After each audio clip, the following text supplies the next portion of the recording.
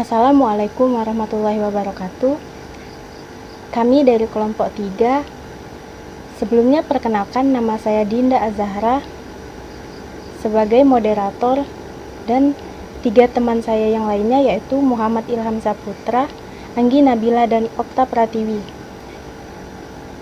Pada mata kuliah Psikologi Orang Dewasa yang diampu oleh dosen Ibu Ratna Sari Dewi MPD dan Ibu Sylvia AR MPD, kami akan menjelaskan materi tentang mobilitas sosial, penyesuaian peran seks, bahaya personal dan sosial pada masa dewasa dini. Baiklah, saya Dinda Azahra, saya akan menyampaikan tentang perubahan minat pribadi.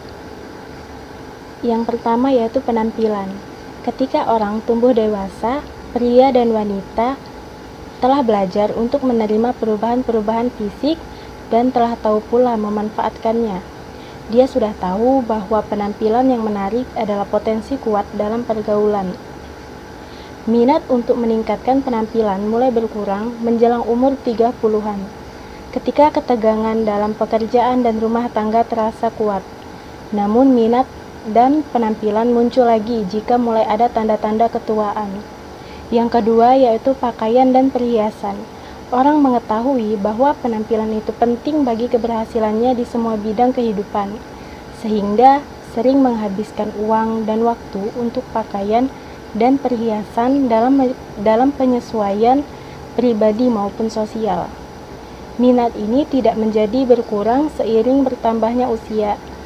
Selain meningkatkan penampilan, pakaian pada masa dewasa dini merupakan indikasi status sosial, simbol individualitas, prestasi sosioekonomi, dan meningkatkan daya tarik.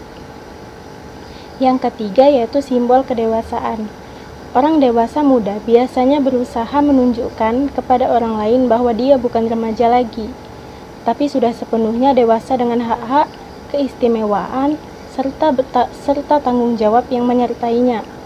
Jika orang-orang muda ini telah memantapkan dirinya sebagai orang dewasa melalui pekerjaan, perkawinan, atau telah menjadi orang tua, kebutuhan akan lambang kedewasaan akan berkurang dan pudar. Yang selanjutnya yaitu simbol status. Simbol status adalah tanda-tanda tertentu yang membedakan seseorang dengan orang lain.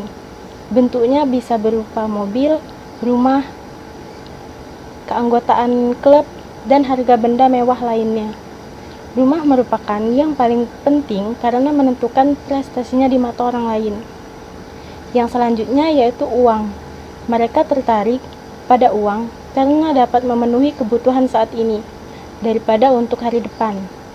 Ada anggapan jika ia memiliki atau mengerjakan hal-hal yang ada dari kelompoknya, kepemilikan itu akan mempercepat penerimaan dalam kalangan itu serta memantapkan kedudukannya.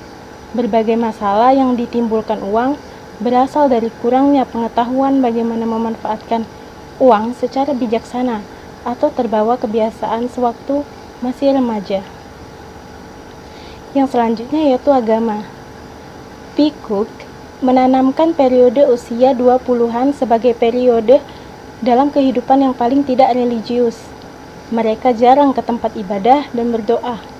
Tapi jika sudah berkeluarga, minat ini kembali muncul karena dia memiliki tanggung jawab moral untuk membimbing anaknya.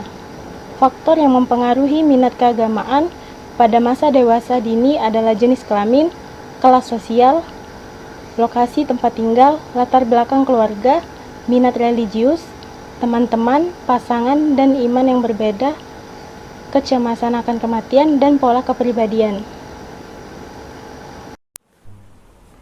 Saya Muhammad Ilham Saputra. Pada kesempatan kali ini, saya akan membicarakan tentang perubahan minat sosial. Perubahan dalam peran serta sosial. Beberapa faktor yang mempengaruhi partisipasi sosial pada masa dewasa dini yaitu mobilitas sosial, status sosial, ekonomi, lamanya tinggal dalam suatu kelompok masyarakat, kelas sosial, keadaan lingkungan, jenis kelamin, umur kematangan seksual, urutan kelahiran, dan keanggotaan kelompok ibadah agama. Lalu perubahan dalam persahabatan. Keinginan untuk populer dan banyak teman memudah perlahan. Mereka selektif dalam memilih teman.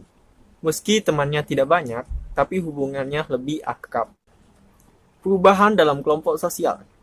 Keakraban dengan teman masa remaja biasanya berlanjut ke masa dewasa. Pada usia pertengahan 30-an atau 40-an, teman semakin banyak, tapi kurang berminat berganti teman.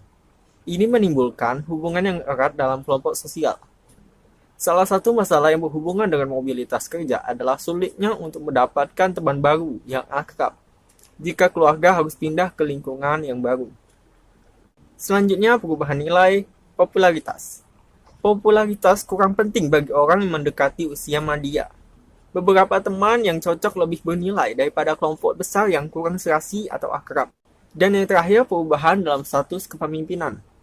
Orang dewasa meraih status kepemimpinan dengan berbagai cara.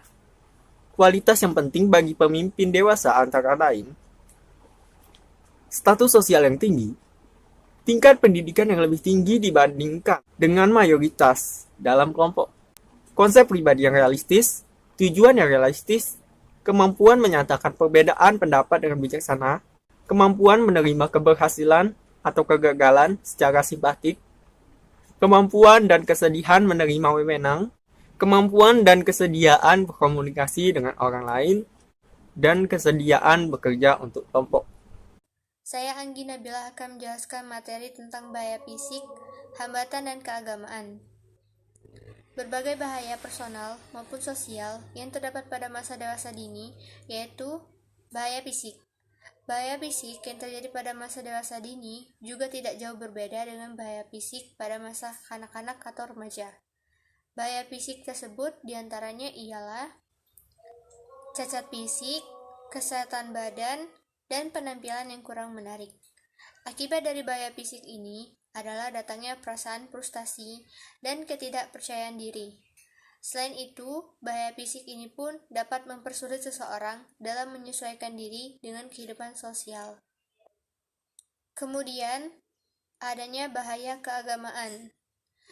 Terdapat dua hambatan keagamaan yang terjadi pada masa dewasa dini, yaitu penyesuaian diri pada suatu agama baru sebagai pengganti agama keluarga di masa kanak-kanak, dan tekanan dari sanak saudara, suami atau istri untuk memeluk agama mereka dalam perkawinan campuran. Hambatan atau bahaya ini dapat mengganggu keadaan emosional individu pada masa dewasa awal. Perkenalkan, nama saya Okta Pratiwi.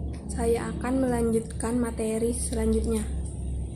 Bahaya personal dan sosial yang ketiga, yaitu bahaya sosial. Banyak orang pada masa dewasa awal mengalami hambatan yang sifatnya sosial. Tidak diantaranya adalah yang umum terjadi pada masa dewasa awal, yaitu 1. Hambatan untuk bergabung dengan kelompok sosial, tentunya yang cocok. 2. Rasa tidak puas dengan peran yang harus dipermainkan dalam memenuhi harapan kelompok. 3. Mobilitas sosial yang mengharuskan mereka untuk menyesuaikan dengan lingkungan baru. Yang keempat, bahaya peran seks. Pada masa dewasa dini, seorang wanita cenderung untuk merasa lelah dan terperangkap dengan apa yang sedang dihadapinya. Sebagai seorang ibu rumah tangga, dia harus mengurus segalanya di rumah, serta mengalami konflik mendahulukan karir suami. Demikianlah penjelasan dari kelompok 3. Apabila ada kurang, kami mohon maaf. Kepada Allah kami mohon ampun. Semoga ilmu yang disebarkan bermanfaat. Terima kasih.